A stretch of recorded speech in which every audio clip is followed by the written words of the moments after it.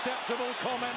Now the wall of noise comes from the crowd as these two rely on their fighting fists and ring craft towards glory and massive bragging rights. David Haye says it will be a demolition. Tony Bellew feels the Haymaker quits.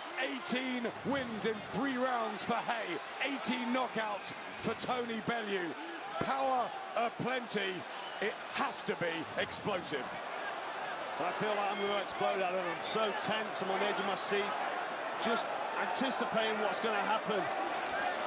Tony Bellew just needs to, looks like they're going to go for it early on, straight away. Bellew with the left hand as Haye comes in. That was a good old balance, I think. But the crowd is so ready to jump on anything. But David Haye closed the gap there. Tony looking a bit scruffy and scuffled. They came together, and Bellew landed, I'm sure, a left hook there and knocked David Haye back and gave him something to think about early on. Left hand from Haye. He's holding shot. Back comes Bellew.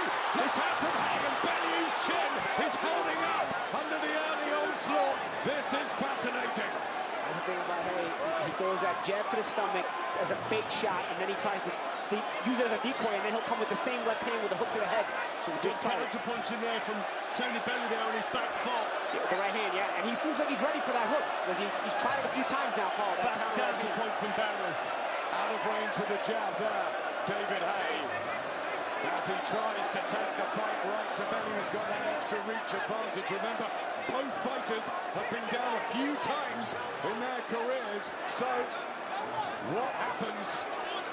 Right hand for Bellew, sweet shot. Good right hand counter there from Tony Bellew on his back foot as David comes forward.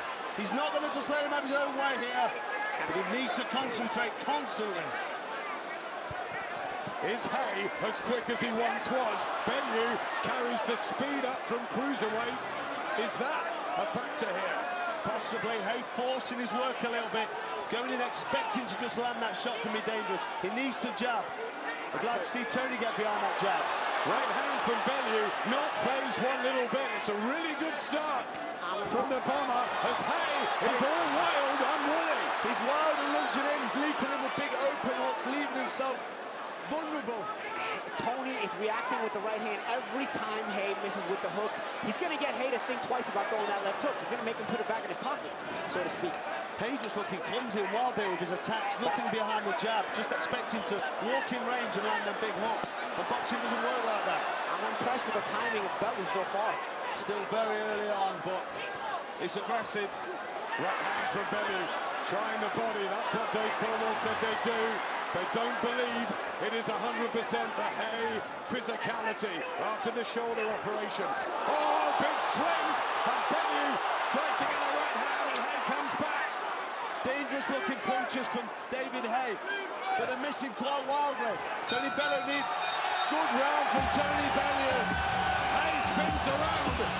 He punches his arms aloft, but Bellew, wow, that was impressive. And an opener that I didn't think we'd see. Yeah, very prepared, very solid game. Don't get it wrong. He can't outpunch you. He's too slow. Right? But don't switch up. Don't get careless. You thought we shot and you ran off. Right? You see that replay there? Bellew landed that hook. That was where the crowd got crazy. They thought he landed a big shot. It was a little bit off balance, but the tempo is set for Bellew. He's here and he means business. And I'm very impressed with the timing he's showing in the first round. I mean, every time Haye threw that left hook, Tony was ready to answer with a right hand every time. Whether it lands or not, Carl, it gets David's attention that the right hand is coming every time David misses. Shane McGuigan now in David Haye's corner, who was with Adam Boone for so long. They had a wonderful partnership. Haye says he's happier than ever now, training properly in the black and orange. If you need any distinguishing features between the pair, the blue, of course, of the mad Etonian Tony Bellew, fighting, he says, for his family's future. He got the dream at Goodison Park, and this, he believes, is a bonus. Right hand from Haye early in the second. I'd like to see some jabs from Haye. Just get back to a couple of basics, you know. He's trying to, seems like he's trying to land a big power shot. He's looking for that one thing. He's got the one thing on his mind, and that's the big punch. He thinks once he lands that shot, he's going to wipe out Tony Bellew, and that's dangerous because boxing doesn't work like that at top level. You've got to set stuff up, you've got to use your jab, you've got to throw fade. And Tony Bellew, as you were saying at the end of that last round, I've always been impressed with his counter-punching ability. Right hand from Haye, and Bellew just shrugs it off. He did shrug it off, but I like the fact that Haye actually set up behind the jab, and Haye's getting back to those basics. You got to get back to your basics. Bellew's not just going to give it to you. I think Haye realises from that first round he can't just steamroll forward and land shots. Again, stalking, trying to hold the centre of the ring. David D. Haye in fight number 31, the 32nd for Tony Bellew, who's been more active, who has the momentum. But everybody said this is a step too far at heavyweight. Is this just a matter of time before they open up again? Here we go. The thing, if Haye can get that jab working and landing, maybe he can take Bellew's mind away from the hook and then surprise him with the left hook. But he's got to use the jab first, and then that way Bellew starts thinking about the left hand coming up the middle instead of from the side. Both fighters here looking for the big counter punch, the big hurtful counter punch. Tony Bellew sitting back on his back foot, but David Haye not really giving him much to counter. Missing again, Haye tries to target the body. Did that hurt Bellew? The natural weight and size advantage of the heavyweight, who's always been able to punch for fun, David Haye. That might be a factor, Adam, but as the fight wears on, also the fact that David's been inactive might catch up with him, so probably balance out. There's the jab, as Paulie was saying, going back behind it. David Haye, terrific amateur, silver medalist in the world's always had the skills and technique, but Tony Bellew, a three-time ABA champion at heavyweight. Could you believe he was a light heavyweight for so long as a pro? He's got that extra weight in him now, Tony Bellew, that he's not used to, so that might be quite hard to carry around. Haye just loading up there wildly, expecting to land shot. Well, Bellew, big right hand, back and forth. Haye back to his jab. Is Bellew fancying this more and more? Yeah, Bellew gaining confidence as the fight progresses. Good punches there landed from both fighters. Nobody really hurt. Already longer than most predicted. AJ is living and breathing every punch. Enjoying it?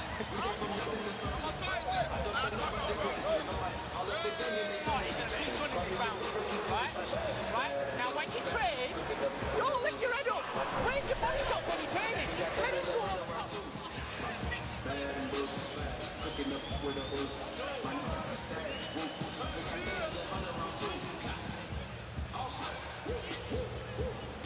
Nice right hand by David, setting it up behind the jab, and they kind of went back to some of his basics.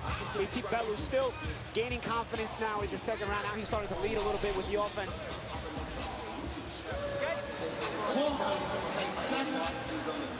Jimmy Tibbs, such a great man in boxing, helping out Shane McGuigan, just loosening the arms. David Haye had that shoulder surgery.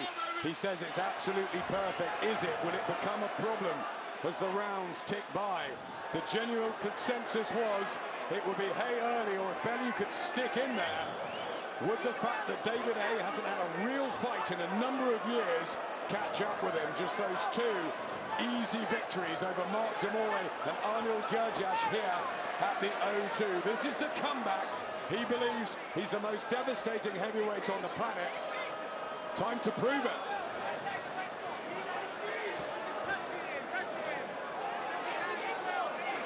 You would expect the longer this fight goes to favour Tony Bellew more because of David Haye's recent inactivity. But the weight difference, don't forget Tony Bellew's giving weight away here, and that will also. And that's the thing, Carl. I agree with you. I agree with you with the rounds, and that's the only wild card going on over there. This is Tony's first fight at heavyweight. How does he carry the extra weight as the rounds progress? Yeah, weighed in at 15.38. 11 pounds heavier than usual for Tony Bellew. And Haye came in pretty heavy to us at 16. We thought he might be about 15 and a half. Built more for speed, but he's been telling us it's a devastating knockout, and it's coming early. Well, tick-tock, we're in the third round, and we're halfway through it. And Tony holds on to hold his ground a little bit more now. Look at that. Haye comes in, 4-1 on to win. Money going on Tony Bellew. As this unfolds, it really is absolutely fascinating at ringside. Even the draw went down to him. Oh. David Haye's got one thing on his mind.